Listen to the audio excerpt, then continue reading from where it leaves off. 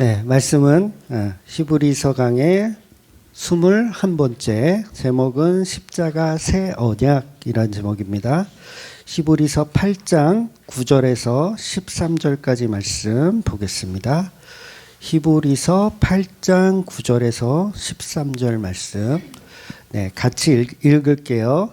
또 주께서 이르시기를 이 언약은 내가 그들의 열조의 손을 잡고 애굽 땅에서 인도하여 내던 날에 그들과 맺은 언약과 같지 아니하도다. 그들은 내 언약 안에 머물러 있지 아니하므로 내가 그들을 돌보지 아니하였노라. 또 주께서 이르시되 그날 후에 내가 이스라엘 집과 맺은 언약은 이것이니 내 법을 그들의 생각에 두고 그들의 마음에 이것을 기록하리라. 나는 그들에게 하나님이 되고 그들은 내게 백성이 되리라. 또 각각 자기 나라 사람과 각각 자기 형제를 가르쳐 이르기를 주를 알라 하지 아니하는 것은 그들이 작은 자로부터 큰 자까지 다 나를 알미라. 내가 그들의 불의를 긍휼히 여기고 그들의 죄를 다시 기억하지 아니하리라 하셨느니라. 새 언약이라 말씀하셨음에 첫 것은 낡아지게 하신 것이니 낡아지고 새하는 것은 없어져 가는 것이니라. 아멘. 네, 과학자들의 말에 의하면 우리 몸은 수십조 개의 세포로 이루어졌다고 합니다. 그 숫자가 30조, 40조, 정확한 건 모르겠어요. 그냥 전문가들이 그렇게 얘기하니까 그런가 보다 하는데 우리 몸은 30조의 세포, 40조의 세포로 이루어졌대요. 근데 더 웃긴 건 뭐냐면 하루에도 수천억 개의 세포가 태어나고 죽고 반복한다는 거예요. 그러니까 여러분의 세포는 오늘도 엄청나게 죽고 있고 또 엄청나게 태어나고 있어요. 근데 이 속도가 얼마나 빠르냐면 초당 1초에 380만 개의 세포가 죽는데요. 그리고 또 살아나는 거야. 380만 개. 그러니까 우리 몸은 계속해서 새롭게 바뀌고 있는 거죠. 새로운 세포로. 그러니까 내가 예를 들어서 오래된 동창을 만났어. 한 20년, 30년 만에 이렇게 만났어. 그러면 이 만난 동창은 내가 그 30년 전에 봤던 그 모습이 아닌 거죠. 이미 다 바뀐 세포죠. 이해가 되세요? 이미 다 바뀐 세포예요. 그래서 30년 만에 봤더니 야, 너 왜 이렇게 썩었냐? 이런 말이 나올 수도 있겠죠. 예, 그건 뭐예요? 다 바뀐 거예요. 세포가 다 바뀌어. 그때 봤었던 그 세포는 다 사라지고 새롭게 바뀌었다는 거죠. 그래서 세포들은 이렇게 자기가 태어나서 일정 시간이 지나면 태어났던 세포는 어떻게 해요? 살다가 죽어야 돼요. 그러면 또 그 자리에서 새로운 세포가 이렇게 늘어나는 거예요. 근데 세포가 안 죽고 계속 버텨. 나 안 죽을래. 난 여기서 네 몸에서 영원히 난 살고 싶어. 막 이렇게 막 세포가 갑자기 죽지 않고 막 이렇게 계속 살려 그래. 요거를 의학에서 뭐라 그러는지 아세요? 그렇죠. 요거를 암이라 그래요. 그러니까 죽어야 되는데 죽지 않는 거야. 끝까지 살아나오려고 변이를 일으켜가지고 어떻게 해서든지 살아남아서 양분을 막 빼먹어. 세포가 죽어야 되는데 안 죽고 양분을 계속 빼먹으면서 자기를 키우는 거예요. 세포가. 죽어야 돼요? 안 죽어야 돼요? 죽어야 되는데 안 죽으면 그게 뭐가 된다? 암이 되는 거예요. 그래서 암세포 이렇게 표현하잖아요. 암세포. 그러니까 항암 치료라는 게 뭐냐면 항암 치료는 말 그대로 암세포를 죽이는 거예요. 근데 이 치료제가 암만 딱 골라가지고 딱 죽이면 얼마나 좋겠어. 근데 정상적인 지금 태어난 지 얼마 안 된 파릇파릇한 그 세포까지도 죽이는 거예요. 그러니까 항암 치료할 때 그렇게 부작용이 심해서 막 이렇게 여러 가지 힘든 이유가 물론 요즘은 약이 이렇게 잘 만들어져 가지고 옛날처럼 그렇게 막 부작용이 심하지는 않다고 하더라고요. 근데 중요한 건 뭐냐면 우리 몸은 세포가 태어났다가 죽었다를 반복해야 되는데 안 죽으려고 하면 안 된다는 거죠. 오히려 암이 되더라는 거예요. 그러니까 우리의 몸은 사실상 단수가 아니라 복수죠. 여러 가지로. 여러 가지 세포로 되어 있는데 그게 하나의 내가 되는 거예요. 하나의 내가. 그러니까 내 손은 나죠. 내 발도 나고 내 머리도 나예요. 그러니까 이것들이 모여서 나를 이루더라는 거예요. 나를. 그러니까 교회도 사실은 똑같아요. 그래서 교회도 이제 우리 셀 모임이라는 표현을 하는데 셀이라는 말 자체가 세포라는 의미거든요. 세포. 그러니까 우리가 세포들이 지금 이렇게 모여서 뭘 이루어요? 교회를 이루는 거야. 근데 이 중에서도 죽어야 할 인간들이 있죠. 계속 안 죽고 버티면 난 계속 변이 돼가지고 난 계속 이상한 쪽으로 자꾸 크면 돼요, 안 돼요? 네, 안 되는 거예요. 죽여야 돼요? 옆에서 죽여야 돼? 그래서 우리 서로 죽이잖아요. 네. 아닌가요? 네. 서로 물어뜯고 야이씨 너 한번 죽어봐라. 그래서 셀이 이렇게 모이는 자체가 사실 교회입니다. 그래서 두세 사람이 모이면 그곳이 바로 교회라고 하는 거죠. 그래서 저는 지역별로 이렇게 모임을 가졌으면 사실 좋겠어요. 그러니까 다른 교회처럼 막 이렇게 구역 모임 해가지고 막 강제로 이렇게 모이는 거는 저는 원치 않고 정말 한 동네 산다면 그래도 한 달에 한 번 정도는 같이 모여서 같이 식사하고 뭐 일상적인 대화도 나누고 그런 모임을 이렇게 소소하게 가지길 바래요, 저는. 근데 저는 그거를 막 만들어 가지고 해라 막 이렇게는 안 하거든요. 근데 아무도 안 해.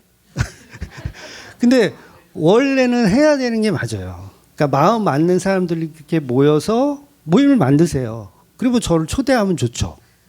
목사님 우리가 몇 월 며칠 날 이렇게 셀 모임을 가지려고 하는데 목사님 같이 오셨으면 좋겠습니다. 그러면 제가 가죠. 예. 밥을 얻어 먹으러. 그러니까 그 모임 자체를 주맘교회는 그런 거 전혀 안 하는 교회야. 뭐 이렇게 오해를 하지는 마세요.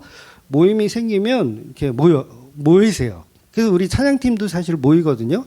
한 달에 한 번씩 모여요. 모여가지고 막 처먹어요, 그냥.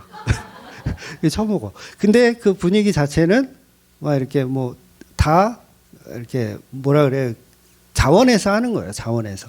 막 억지로 끌려오는 사람이 없이. 예, 그런 사람은 없어야 되겠죠. 예, 그래서 강제로 하지 말고 그냥 자원해서 모임을 갖는 거. 그게 왜 그러냐면 교회는 혼자가 아니기 때문에 그래요. 예, 복수로 이루어진. 그래서 그 복수로 이루어진 그 셀들이 하나의 교회를 이루는 거. 그래서 여러분 각자 한 사람 한 사람이 세포라는 거죠. 그러니까 여러분들이 모여서 하나의 여자가 되는 거예요. 여자. 그래서 예수님의 몸된 교회이고 예수님의 신부가 되는 거죠. 즉 옛 언약의 개념으로 보면 지난주에 설명드렸지만 아브라함을 택하시고 그 아들 이삭과 야곱을 통하여서 족보를 통해서 언약을 세워나가시잖아요.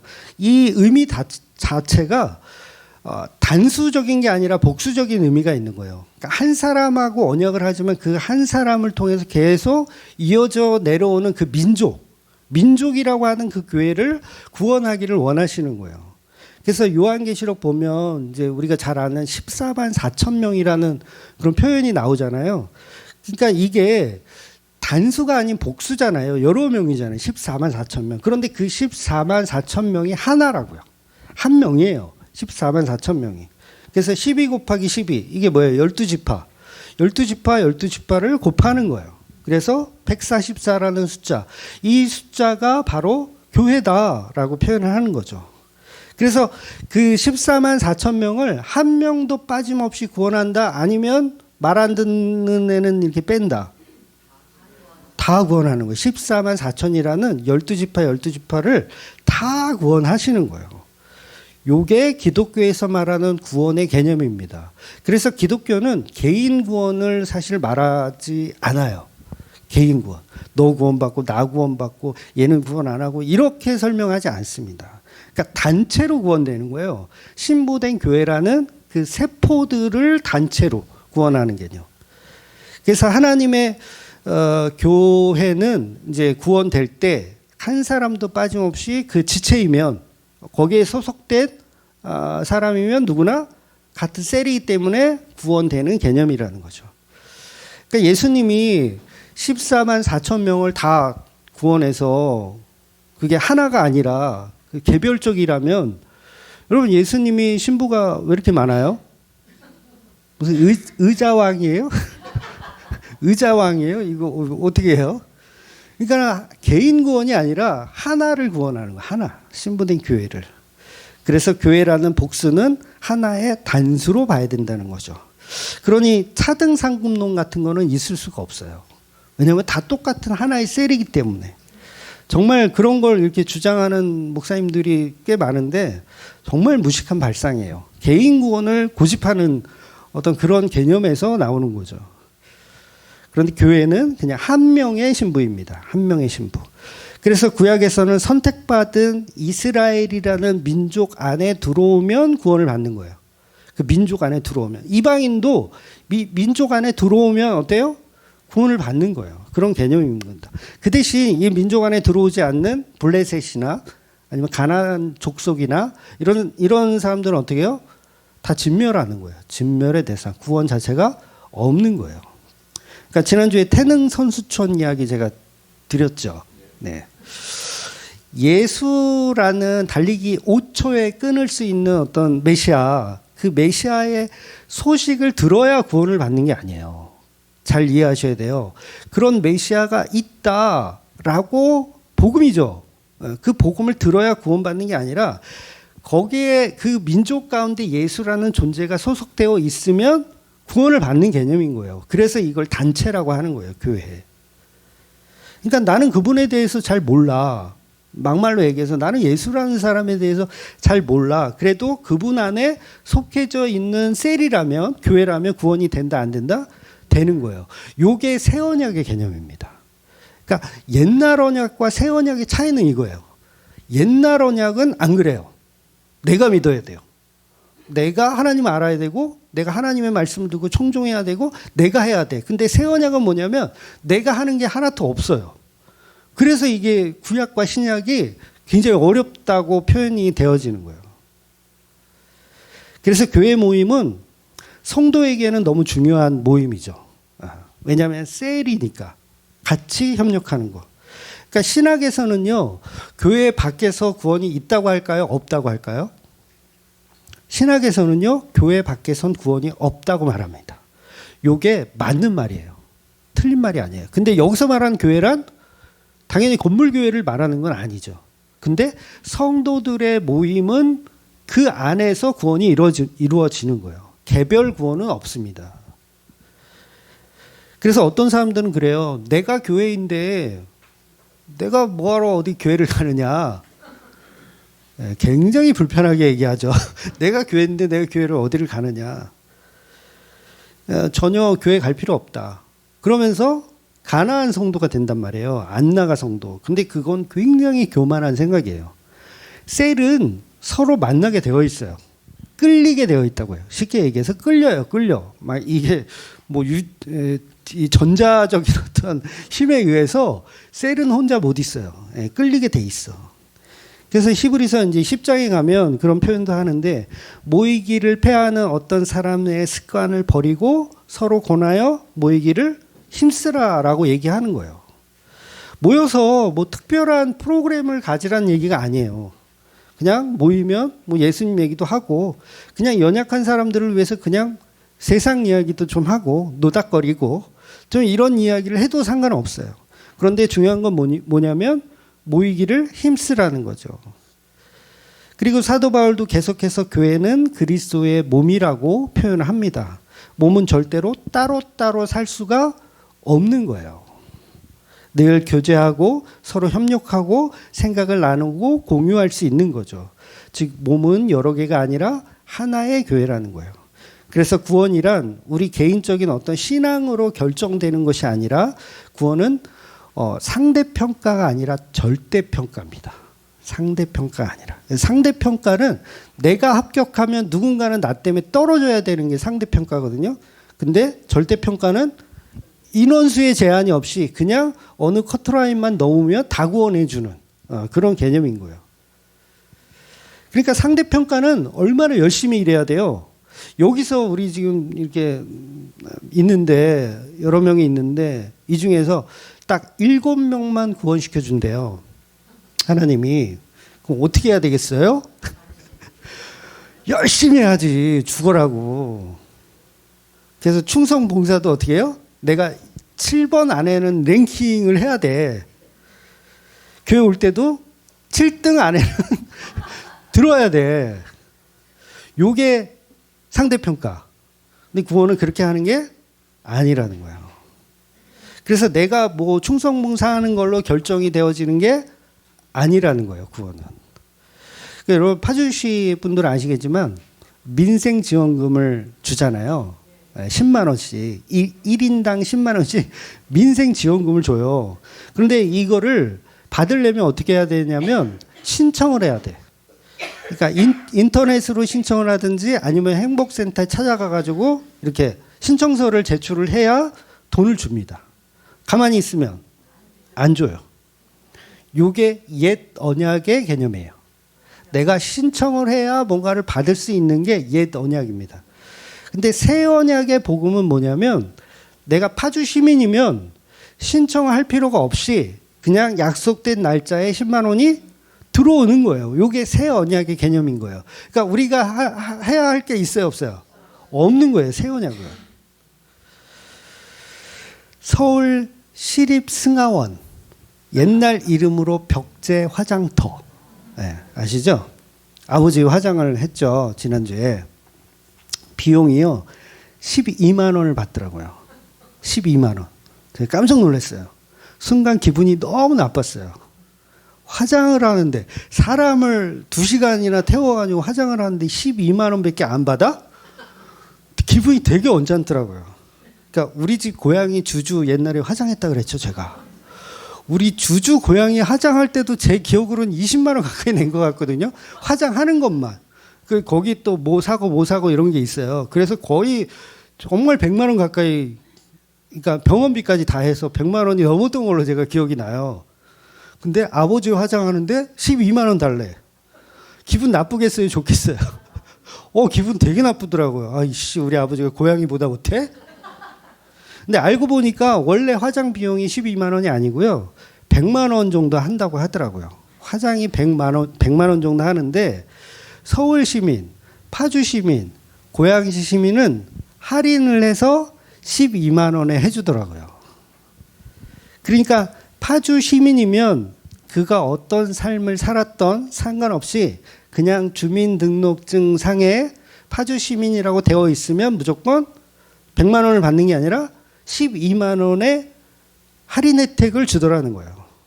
내가 이 정보를 미리 알지도 못했어요. 그렇죠? 정보를 알지도 못해서. 그리고 파주시장이 뭘 이렇게 뭐 정치를 잘해서 파주시장님을 내가 마음으로 믿어 입으로 시인하지도 않았어요. 그죠?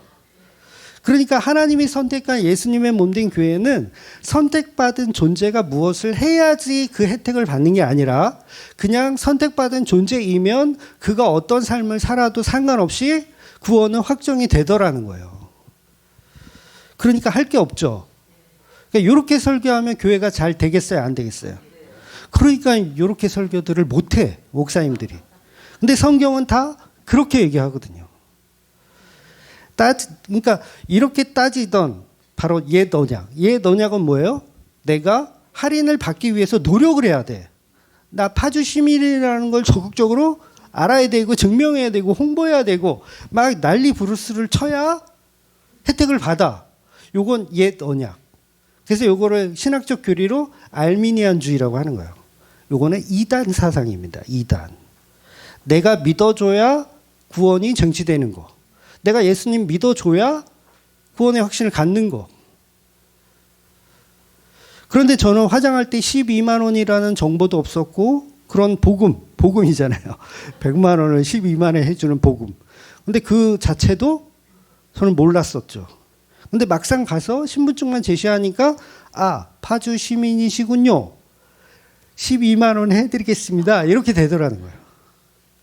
그러니까 결국 야곱은 선택받은 사람이잖아요. 선택받은 백성이잖아요. 그러니까 자기 욕심 때문에 막 험악한 인생을 살았어요. 하나님께 좀 잘 보이고 하나님 내가 나한테 좀 잘해주시면 내가 11조도 바치고 막 이렇게 할게요. 막 이러면서 자기가 열심을 부려서 험악한 인생을 살 필요도 없었던 거예요. 왜? 이미 선택을 받은 사람이었기 때문에. 그러니까 야곱은 뱀의 밥으로 살아가지 않아요. 그 말씀드렸잖아요. 뱀은 뭘 먹는다? 흙을 먹어요. 죽은 자를 먹는 거예요. 죽은 흙. 근데 야곱은 선택받았기 때문에 그 안에 누가 있어요? 예수라는 생명이 있기 때문에 뱀이 와서 먹지를 못하는 거예요. 그러니까 야곱은 쉽게 말해서 막 살아도 돼요. 왜? 누가 계시니까?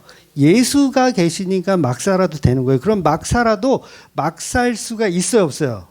없게 되는 거예요. 없게 되는 거. 왜냐하면 뱀이 물어가지를 못해. 생명이 있기 때문에 물어가지를 못해요. 그러니까 구약의 언약은, 구약의 율법은 이제 쌍방의 언약이라고 할 수 있어요. 하나님 쪽에서도 뭔가를 요구하고 우리도 그거에 대한 답을 드리고 서로 합의를 해야 돼. 그러니까 왜냐하면 하나님은 완벽하시지만 우리는 완벽하지 못하잖아요. 그래서 쌍방의 언약은 늘 불안해요, 안 불안해요? 불안해요. 하나님은 완벽한데 우리는 그거를 해내지를 못해. 그래서 지난 말씀 중에 7절을 보면 이렇게 돼 있어요.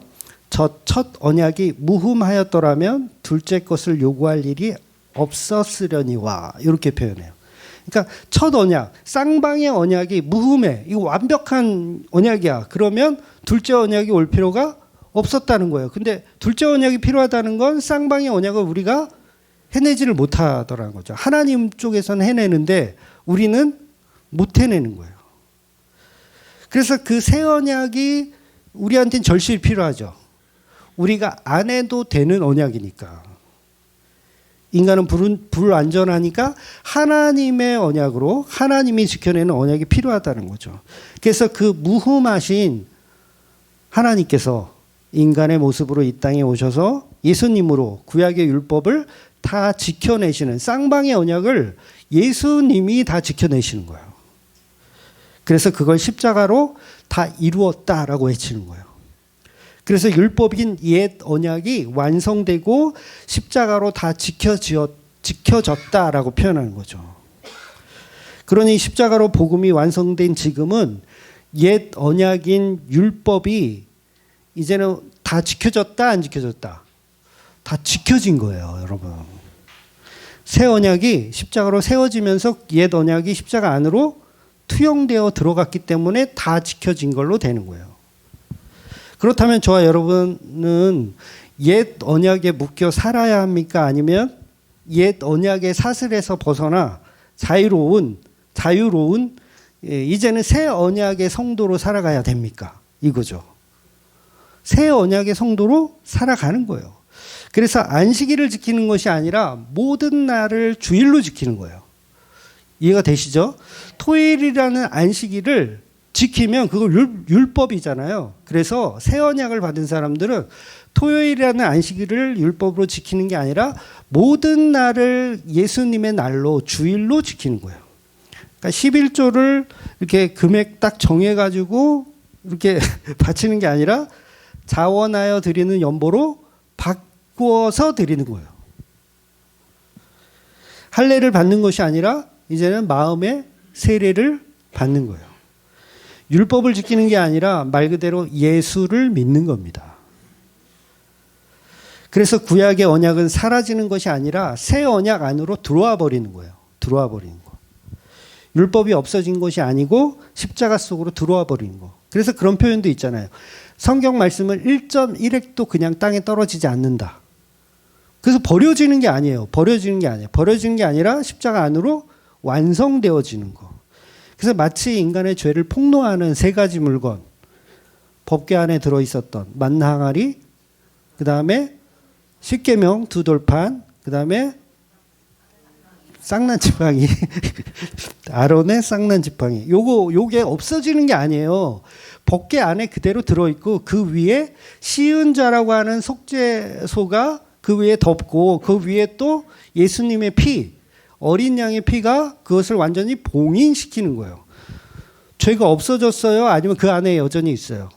그 안에 여전히 있는 거예요. 옛 언약이 없어졌어요? 아니면 그 안에 여전히 있어요? 그 안에 여전히 있는 거예요. 그걸 예수님이 다 품으시는 거죠. 그러니까 마치 어둠이 있는데 빛이 탁 들어오면 어둠이 물러가는 것처럼 이렇게 표현이 되어지지만 실제로는 어둠이 물러간 게 아니라 그 빛 가운데 녹아지는 거예요. 빛 가운데 같이 들어가지는 거. 그래서 그걸 구원이라고 하는 거예요. 그러니까 저와 여러분이 어둠인데 천국에 왜 보내준다고 해요? 성경이 보내주면 안 되잖아요. 근데 보내주는 거예요. 왜냐하면 그 어둠을 빛이 끌어안기 때문에 그런 거예요. 그래서 저와 여러분은 구약의 언약으로 어둠에 살고 있는데 새 언약이 오시면서 그 빛과 함께 융합이 되어버리는 거. 즉 옛 언약과 새 언약이 하나로 합쳐지는 것이 바로 십자가라는 거죠. 저와 여러분은 율법으로 죄인인데 새 언약인 예수님이 오셔서 그 죄인과 연합하여 주시는 개념. 그래서 하나님께서는 모세의 율법과 근본적으로 전혀 다른 새 언약을 구약에서도 주겠다라는 말씀을 하셨던 거예요. 그러니까 이게 굉장히 놀라운 거거든요. 구약인데 구약이면 옛 언약만 말해야 되잖아요. 근데 구약에서도 새 언약을 말한다 안 말한다? 말한다는 거예요. 요게 오늘 본문에서 히브리형이 말하고 있는 예레미야서를 끌어다가 설명하고 있는 거예요. 예레미야서 31장 31절에서 34절까지를 제가 읽어드리도록 하겠습니다. 피곤하신 분은 눈을 감고 들으시면 좋을 것 같아요. 제가 읽어드릴게요. 여호와의 말씀이니라. 보라, 날이 이르리니 내가 이스라엘 집과 유다 집에 새 언약을 맺으리라. 이 언약은 내가 그들의 조상들의 손을 잡고 애굽 땅에서 인도하여 내던 날에 맺은 것과 같지 아니할 것은 내가 그들의 남편이 되었어도 그들이 내 언약을 깨뜨렸음이라. 여호와의 말씀이니라. 그러나 그날 후에 내가 이스라엘 집과 맺은 언약은 이러하니 곧 내가 나의 법을 그들의 속에 두며 그들의 마음에 기록하여 나는 그들의 하나님이 되고 그들은 내 백성이 될 것이라. 여호와의 말씀이니라. 그들이 다시는 각기 이웃과 형제를 가리켜 이르기를 너는 여호와를 알라 하지 아니하리니 이는 작은 자로부터 큰 자까지 다 나를 알기 때문이라. 내가 그들의 악행을 사하고 다시는 그 죄를 기억하지 아니하리라. 여호와의 말씀이라. 아멘. 그들의 악행을 사하고 다시는 죄를 기억하지 아니하리라. 이거 새 언약이잖아요. 그렇죠? 근데 이 새 언약이 어디에 지금 기록하고 있는 거예요? 예레미야서라고 하는 구약의 선지자에게 기록되어 있는 거예요. 그러니까 예레미야는 구약의 선지자인데 새 언약을 말하고 있어요. 그래서 옛 언약은 폐하여진 것이 아니라 성취가 되어진 거예요. 성취. 그런데 이 성취라는 말을 우리가 잘 못 알아들으니까 히브리 형도 그렇고 바울 형도 그렇고 뭐라고 표현하냐면 율법은 폐하여졌다 이렇게 표현하는 거예요. 폐하여졌다. 사실 근데 폐하여진 게 아니라 새 언약 안으로 들어와 버린 거죠. 들어와 버린 거. 그러니까 저도 이제 율법은 십자가로 끝났다 이런 표현을 저도 많이 쓰잖아요. 십자가로 끝났다. 그런데 사실 이거는 폐하여진 게 아니라 십자가로 완성되어진 거. 그러니까 쉽게 말해서 숙제를 다 했다 이거예요. 옛 언약은 숙제인데 그 숙제를 했다 안 했다 다 해서 제출을 했어요. 예수님이 우리들의 대표가 되셔서 숙제를 다 해서 하나님께 드렸어. 그러니까 숙제 검사를 하나님이 딱 하고 참 잘했어요. 도장 딱 받은 거예요. 그럼 어떻게 되는 거예요? 그럼 하나님 나라를 사는 거지. 그러니까 옛 언약과 새 언약의 차이는 뭐냐면 간단해요. 율법이냐 은혜냐. 율법이냐 은혜냐. 숙제할 거냐 아니면 숙제 안 했어도 은혜냐. 요거예요. 그래서 우리는 숙제 안 했지. 우리는 안 했지. 근데 누가 했어? 예수님이 하셨다는 거예요. 그래서 그걸 은혜라고 하는 거예요. 은혜군요. 나 숙제 안 했는데 예수님이 하셨군요. 은혜군요. 그래서 새 언약에서는 하나님이 자기 백성의 죄를 용서한다는 거예요. 그냥 용서. 율법을 줬었는데 이걸 못 지켜도 뭐 한다? 용서한다. 그러니까 신천지에서는 지금도 14만 4천 명에 들어가기 위해서 부단히 노력한대요. 상대평가니까. 내가 들어가야 돼. 내가 들어가면 다른 사람은 떨어지는 거야. 그래서 지금도 막 시험 본다 그러고 뭐 이렇게 점수를 매긴다고 하더라고요. 그러니까 이 논리만 보더라도 상대평가를 하는 그 논리 자체만 보더라도 그거는 옛 언약을 믿고 있는 이단 사이비 집단이라는 거예요.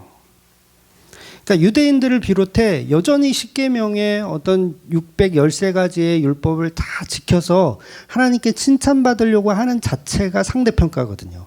그러니까 그렇게 하는 집단들은 사실은 새 언약과 관계가 없는 그런 이상한 집단이라는 거죠.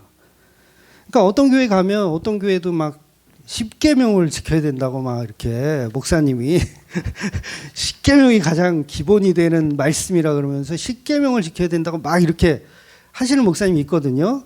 그럼 그 교회는 뭐예요? 옛 언약을 추구하고 있는 새 언약이 없는 교회인 거예요.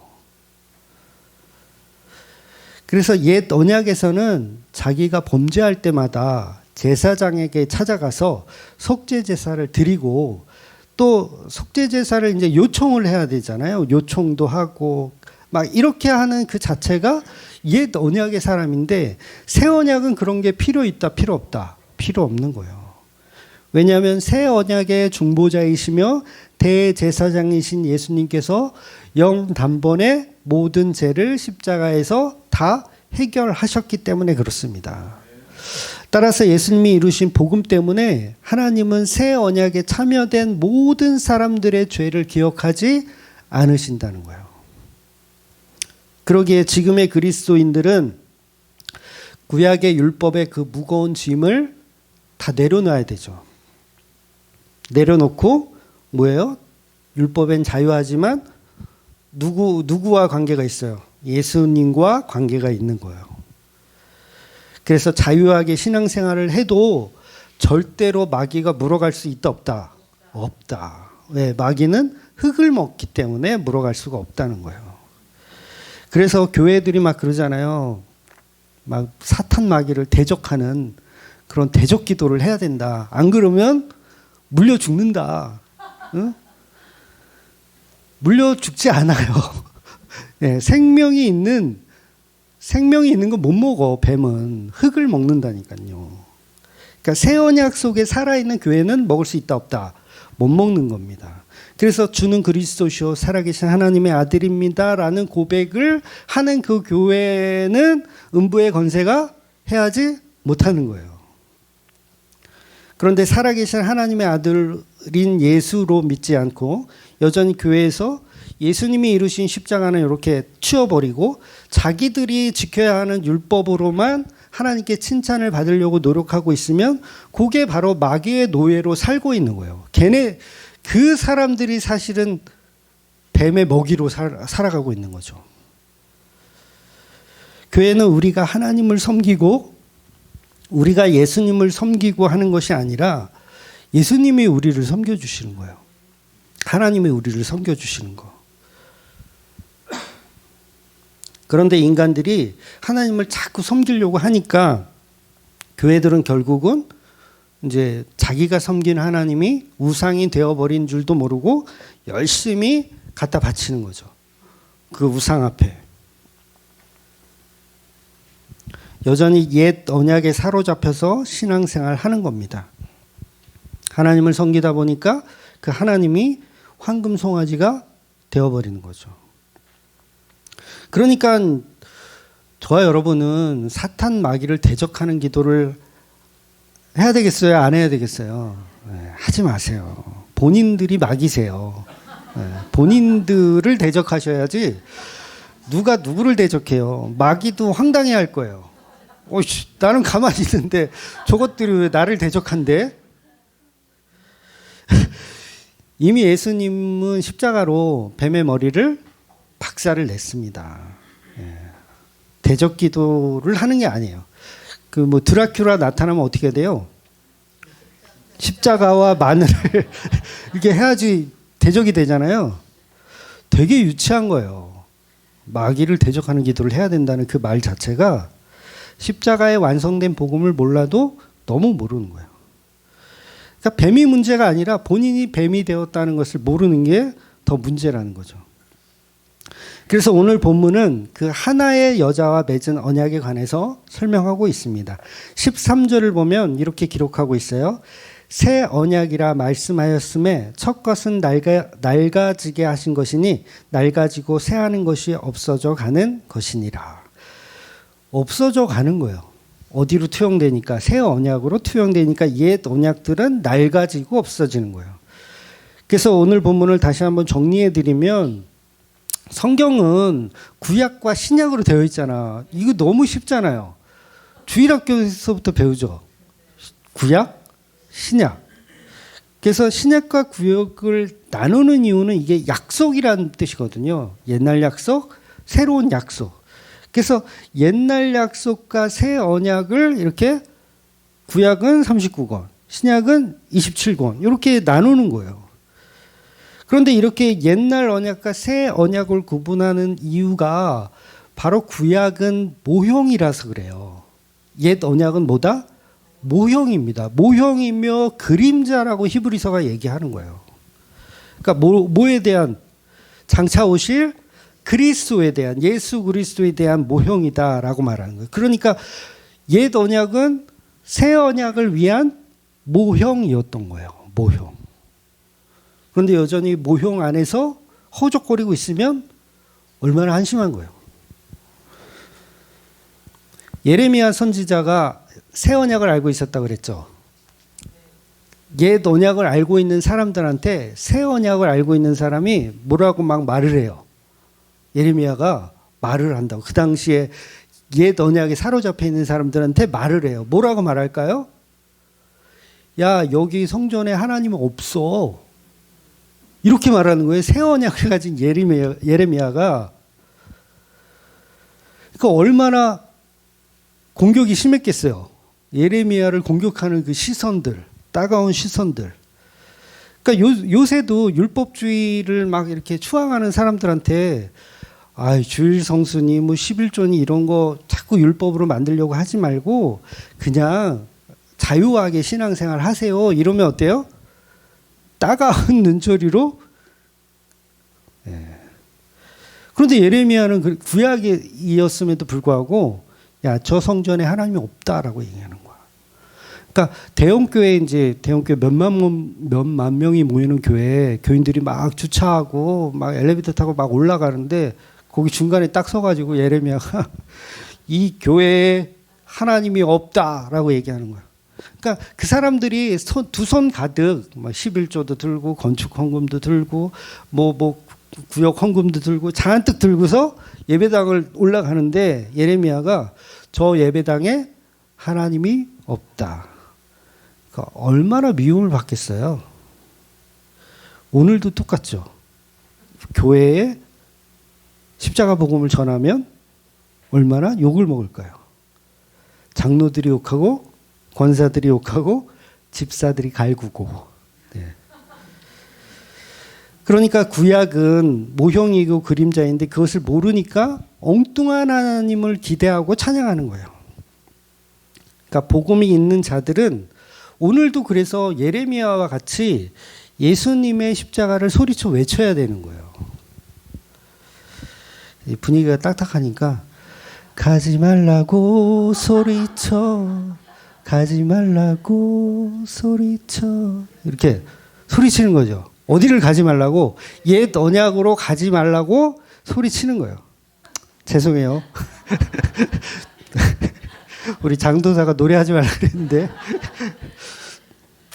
그래서 우리는 예수님의 믿음으로 구원을 받는 거예요. 우리의 믿음이 아니라 예수님의 믿음으로. 우리의 믿음이 아니라 예수님의 믿음으로. 그래서 우리가 예수님을 믿어줬으니까 우리에게 구원을 내놓으라 할 수가 없는 존재라는 거예요. 철저하게 구원은 은혜이기 때문에 그렇습니다. 그래서 우리의 믿음 또한 이게 우리의 믿음이 아니라 받은 선물이라고 하잖아요. 하나님이 주신 선물, 거저받은 은혜. 그러니까 믿어줬으니까 보상 달라고 하는 자체가 말이 될 수가 없는 거예요. 그래서 구원은 우리 쪽에서 결정할 수 있는 것이 하나도 없습니다. 좀 짜증나긴 하지만 구원은 우리 쪽에서 뭔가를 결정할 수 있는 게 있다 없다? 없어요. 그래서 그걸 기독교에서는 예정이라고 하는 거예요. 예정. 선택. 그러니 구원파처럼 어떤 구원의 확신을 가질 필요도 없어요, 사실. 왜냐하면 구원 자체가 우리 게 아니니까.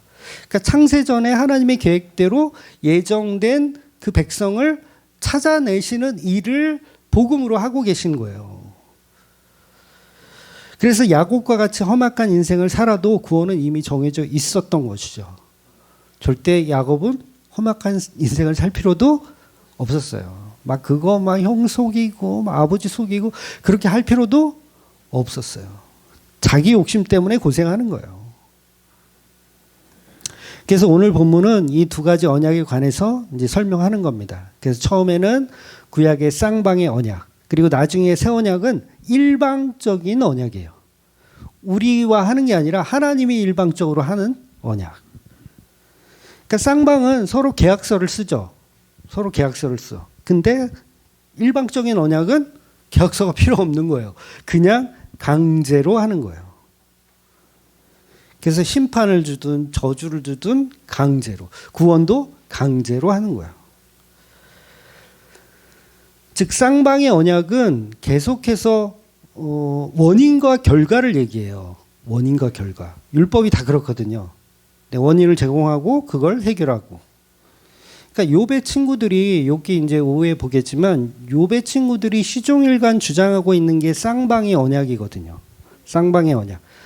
그러니까 하나님이 이렇게 하라 그랬으면 너도 이렇게 해야 돼라고 하는 쌍방의 언약. 그래서 이런 욥의 친구들의 논리가 지금도 수많은 교회를 지배하고 있습니다. 하나님께 뭘 하면 하나님이 채워주시는 어떤 그런 방식의 옛 언약의 방식으로 예수님을 믿어요. 하나님을 믿어요. 그래서 인간들은 다 이런 언약의 조건, 쌍방의 언약의 조건을 편하게 생각하고 좋게 여깁니다. 인간은 누구나 그래요. 왜냐하면 그게 편해요. 왜냐하면 나의 자아를 확장할 수 있거든요. 그러면 쉽게 얘기해서 내가 한번 밥 샀으니까 너도 한번 밥 사. 이게 세상에서는 굉장히 편해요. 여러분 안 편합니까 이게? 편해요. 그러니까 인간 세상에서는 암묵적으로 이게 다 이렇게 적용되어 있어. 그러니까 상부상조하는 거. 저희 아버지 돌아가실 때 여러분 장례식장에 오셨잖아요. 그래서 부지도 하고 부주라 그래? 그 뭐라 그래? 부의금도 하고 뭐 그러셨잖아요. 그래서 찾아오셔서 이렇게 같이 슬퍼도 해주시고, 아니 슬퍼해 주신 게 아닌가? 같이 노닥거렸나? 네. 아무튼 이게 찾아와 주셨는데 제가 여러분 애경사에 안 가. 쌩까. 그러면 속으로는 아유 목사님 너무하시네. 내가 그때 가서 몇십만 원 이렇게 헌금이 아니라 조의금도 했는데 아니 어떻게 목사님 우리 아버지 돌아가실 때는 안 와? 그러면 인간들 사이에서는 그게 보이지 않는 법칙이에요. 그걸 뭐라 그런다? 이걸 쌍방의 언약이라고 하는 거예요. 그런데 교회는 이런 쌍방의 언약을 따른다 안 따른다? 안 따른다는 게 문제예요. 그러니까 헷갈리는 거야. 내가 밥 한 번 샀으니까 너도 밥 한 번 싸. 이게 교회에서 된다 안 된다?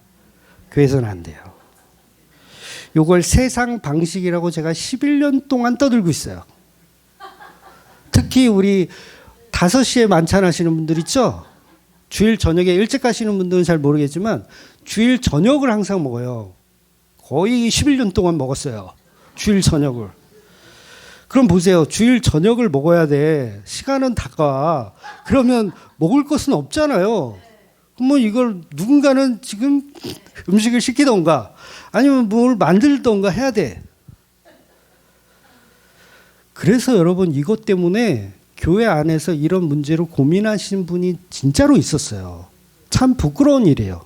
제가 뭐 우리 교인들이니까 이렇게 얘기하지만 부끄러운 일이에요. 어떤 분들은 자기는 저녁 만찬에 가고 싶은데 늘 얻어먹는 게 미안해가지고 저녁 만찬을 일부러 피해.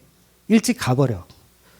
그러니까 막 사람들이 오늘은 얘가 사고 내일은 제가 사고 그 다음날은 또 누군가 사고 그 왠지 내 차례가 올 것 같지 않아요? 이런 분위기가? 그러면 나도 밥을 사야 될 것 같아. 근데 이게 또 많이 남으면은 이 사람들이 많이 남잖아요. 한 20명 이렇게 처먹으려면 돈이 이게 서울치 않게 든단 말이에요.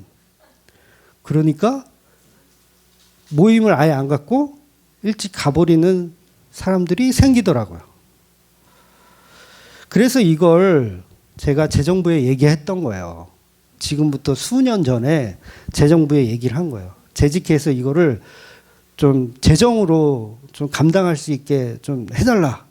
그래서 우리 교인들이 허락을 해줬어요. 그래, 재정으로 저녁을 사도록 해라.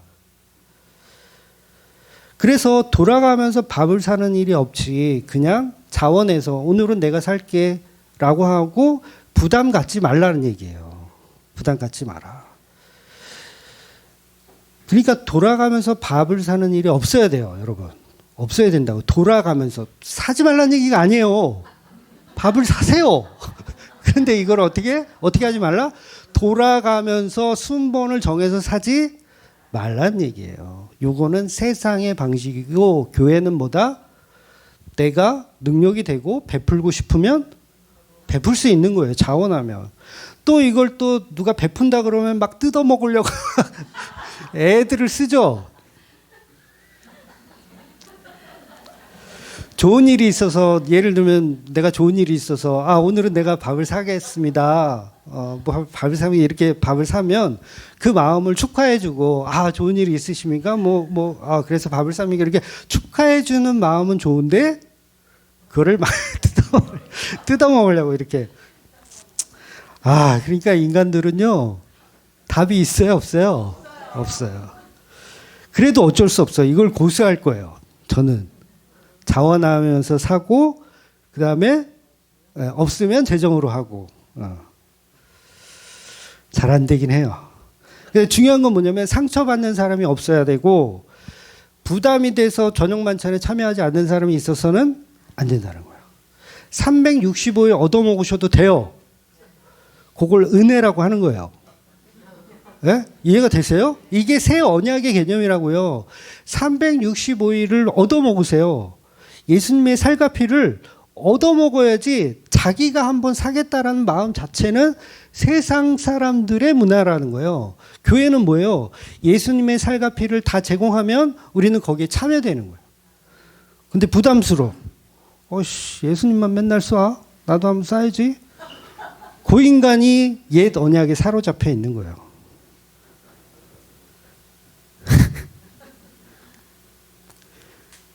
그래서 옛 언약은 주거니 받거니지만 새 언약은 뭐예요? 받는 거예요. 그냥 받는 거. 은혜를 받는 거. 내가 율법을 지켰든 안 지켰든, 내가 연보를 많이 냈든 많이 냈든 못 냈든 상관없이 그 은혜를 함께 누리는 겁니다. 쌍방의 언약이 아니라 일방적인 언약. 그래서 누가 밥을 산대. 그럼 기쁨으로 참여하세요. 집에 도망가지 말고.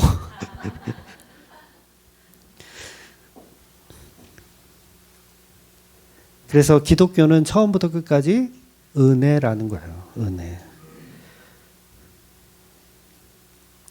즉 새 언약의 사람들은 구약의 율법, 즉 십계명과 같은 내용을 이렇게 적용하지 않더라도 죄를 지으며 막 살 수 없다 그랬잖아요. 그거는 성령께서 견인해 가시기 때문에 그래요.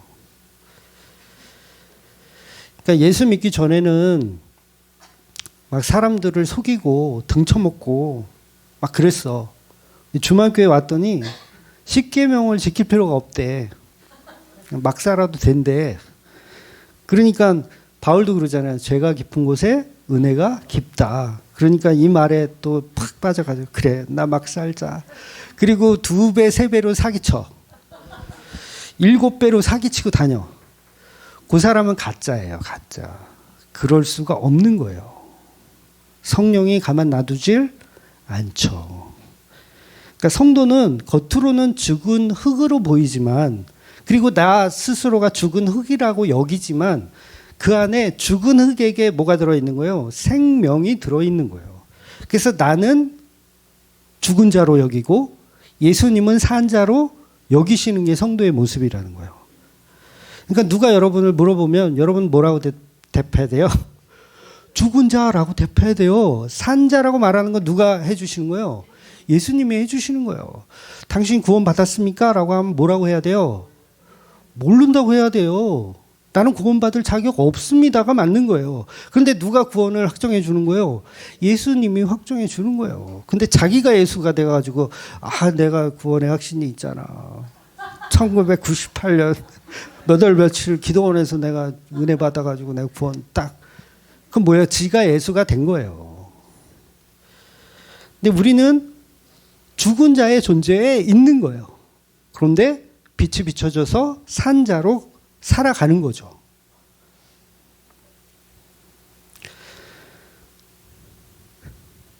그래서 구원은 우리 쪽에서 할 수 있는 게 없어요. 그러니까 예수님이 아직 오지 않은 구약의 시대나 뭐 그런 사람들은 그럼 어떻게 구원받냐라고 했을 때 뭐 율법으로 구원받는다, 뭐 양심으로 구원받는다, 여러 가지 썰이 있지만 전부 예수님의 십자가로 구원받는 거예요. 전부 예수님의 십자가로. 그러니까 오지 마을에 사는 사람, 복음을 못 들었어. 그 사람들 어떻게 될까요? 다 지옥 가나요? 아니에요. 모르는 거예요. 예수님의 피의 공로는 시간과 공간을 다 초월합니다. 어떤 목사들은 그래요. 아프리카 오지에 아직 복음이 안 들어갔다. 그 사람들은 다 지옥 가니까 우리가 빨리 가서 복음을 전해야지 구원시킬 수 있다. 그 맞는 얘기예요? 틀린 얘기예요? 틀린 얘기예요. 지가 하나님이 된 거예요. 조선시대 사람 어떻게 할 거야? 이거 어떻게 해결할 거야? 조선시대 사람은 예수라는 예자도 들어보지 못했는데 다 지옥 가느냐? 어떤 사람들은 그러잖아요. 이수신 장군 세종대왕은 천국 갔습니까? 지옥 갔습니까? 그걸 왜 본인들이 결정하려고 그래? 그러니까 구원의 확신이 없으면 임종하는 날까지 괴롭히죠.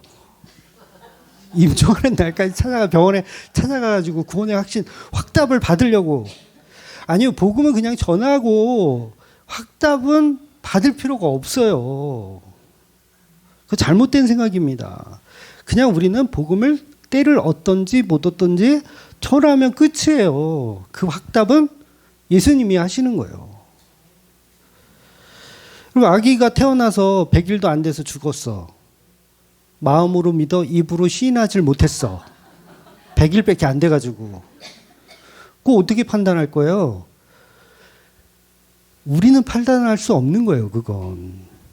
그러나 택한 성도라면 하나님이 예수 그리스도의 보혈이 그에게 적용이 되는 거예요.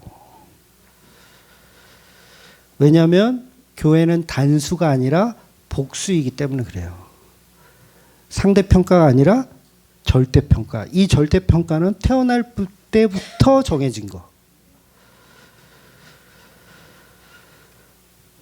그래서 하나님은 교회를 구원하는 거지 나를 구원하는 개념은 아닙니다. 하나님은 교회를 구원해요. 나를 구원하는 게 아니에요.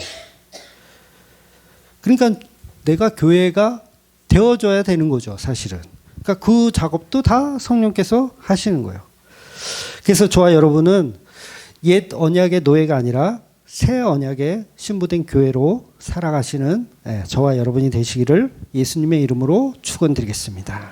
아멘. 기도하겠습니다.